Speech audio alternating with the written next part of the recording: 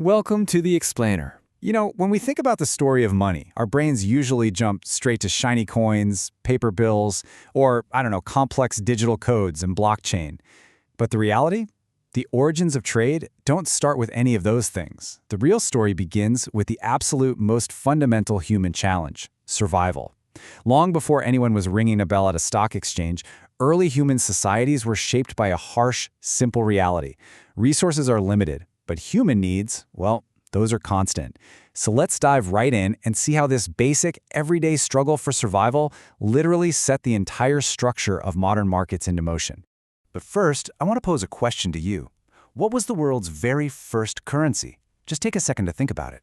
You're probably picturing cowrie shells or beads or maybe some ancient chunks of silver. But before we get into the historical timeline, I'll give you a hint. The answer isn't a physical object at all. It's totally invisible. Keep that in the back of your mind as we unravel how our ancestors actually managed to survive and trade. Section 1. Survival and Scarcity. To understand where trade comes from, we really have to rewind the clock. Let's head way back, roughly 2.5 million years ago, into the Paleolithic period. During this massive stretch of time, humans lived entirely as hunter-gatherers. And here was the main issue they faced. Nature simply did not distribute resources evenly. One group of early humans might find themselves in a lush region with tons of water, but absolutely no game to hunt. Meanwhile, another group might have access to plenty of meat, but they're miles away from a stable water source. This uneven distribution created a literal life-or-death challenge, which brings us to a super crucial concept: scarcity. It's that fundamental economic problem of having unlimited wants but limited resources. Economic logic emerged strictly from this condition. Since no single individual could efficiently produce everything they needed to survive, they were forced to cooperate. A successful hunter wouldn't just hoard his catch. He'd share the meat. Why? Because sharing built vital social bonds and ensured future cooperation. It was an absolute necessity for survival.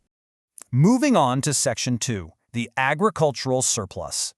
So that system of basic cooperation kept humanity going for millions of years. But then, right around 10,000 BCE, we hit our first massive economic breakthrough.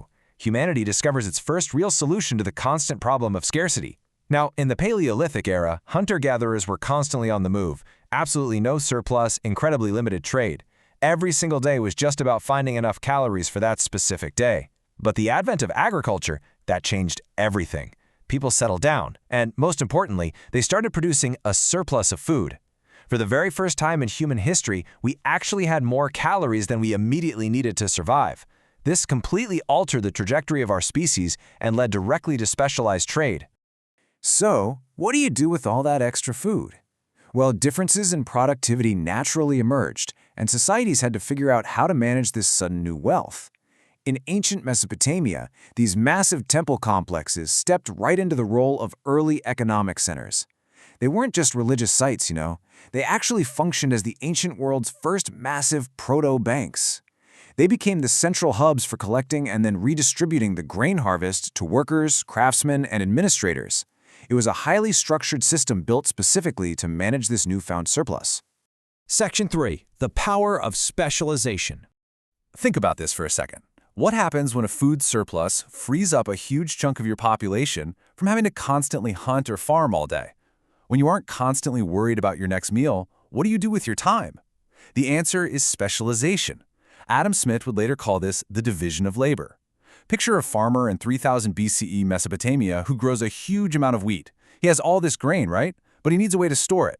Meanwhile, you have a skilled potter who is freed from the necessity of farming because of the surplus. He can craft a storage vessel way more efficiently than the farmer ever could. But the potter doesn't grow his own food, so a mutual dependence forms. By dividing production into these distinct tasks, society becomes incredibly efficient. But the trade-off is individuals transform from being totally self-sufficient into relying entirely on an interdependent network. And this mutual dependence drove the creation of some seriously organized systems. We see incredible evidence of this over in the Indus Valley civilization. In ancient cities like Mohenjo-Daro, specialization reached astonishing heights. They weren't just making different goods, they actually developed standardized weights and standardized measures. I mean, it's genuinely awe-inspiring when you realize that thousands of years ago, humanity had standardized measurements down to this incredible degree. They were measuring value and quantity with pure mathematical precision. which means trade was no longer just some occasional accident, it had become a daily, highly structured reality. Section 4. Building early trade networks. As these individual communities stabilized and got really good at producing specific goods, those isolated little acts of specialized trade started expanding outward, and we begin to see the birth of massive, structured exchange networks crossing vast distances. These networks formed simply because different geographical regions had completely different natural advantages. River valleys, they had the fertile land perfect for producing grain. Mountainous regions didn't have great farming, but they had the stone and metals needed for tools and weapons. And coastlines obviously offered water routes for transport. So, rather than struggling to produce everything locally, regions just began to trade their specialized outputs for the vital resources they lacked. Naturally, locations situated near rivers or crossroads emerged as bustling trade hubs. Let's put this timeline into perspective. For almost 2.5 million years, we were hunter-gatherers. Then, boom, agriculture hits. From there, the evolution of trade skyrockets in what is basically a blink of an eye in human history. By 7000 BCE, we're already seeing specialized materials like obsidian being traded over long distances. And by 3000 BCE, we have these massive, complex Mesopotamian trade hubs. Once that surplus was unlocked, the journey from basic survival to highly complex, interconnected economies was incredibly rapid. To give you an idea of the sheer scale we're talking about here, by 3000 BCE, extensive networks were connecting major Mesopotamian cities like with regions as far away as Anatolia just to get metals. They stretched all the way to the Indus Valley for textiles. Actually, even back in 7000 BCE, obsidian, which is the sharp volcanic glass that was absolutely vital for early tools, was moving hundreds of kilometers away from its source. These ancient routes acted remarkably like our modern global supply chains today. Every single participant along the route was adding value through transportation or storage, moving goods at an unbelievable pace for the ancient world. Section 5. Trust as the first currency. But here is the massive, climactic problem that early humans faced. As these networks grew, the lack of a common medium of exchange made transactions incredibly complex. Think about it. How did early humans actually execute these complicated, delayed trades across different specialized fields without a unified money system? Well, it answers our question from the beginning. The original currency wasn't coins. It was trust. And the mechanism for that trust is the principle of reciprocity, the simple expectation that a favor given today will be returned in the future. In small, tightly knit communities, transactions weren't enforced by legal contracts. They were enforced by social norms. And of course, the very real, very dangerous risk of being totally socially excluded from your group if you didn't pay back your debts. This system of trust created an incredible informal economy that basically served as a safety net. Think of it as vital social insurance. If a farmer's crop completely failed one season due to a drought or pests, a neighbor would just share their grain. They didn't hand over a physical coin, and they obviously didn't check a credit score. They just relied on neighbors with really good memories. They shared the food with the absolute understanding that the favor would be returned later, maybe through labor during the next harvest, or by providing a needed tool.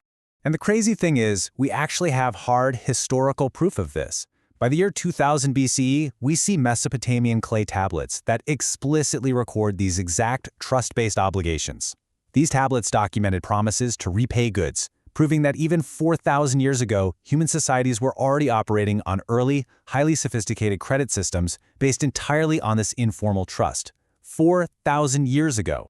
But of course, there's an ultimate limitation to this system, and it's what we call the tension between trust and scale. See, it's a brilliant system when you know absolutely everyone in your village. But as populations exploded, and as those trade networks stretched all the way from Anatolia to the Indus Valley, you were no longer just trading with your neighbor. Personal trust simply could not scale. The risk of default rose rapidly, and informal social enforcement totally failed when you were dealing with someone from a completely different city miles and miles away. Which leaves us with this final, provocative thought.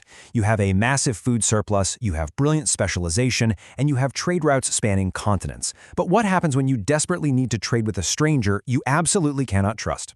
The frictions of this barter and trust system became a massive roadblock to human progress, and it was precisely this friction that eventually forced humanity to invent money itself.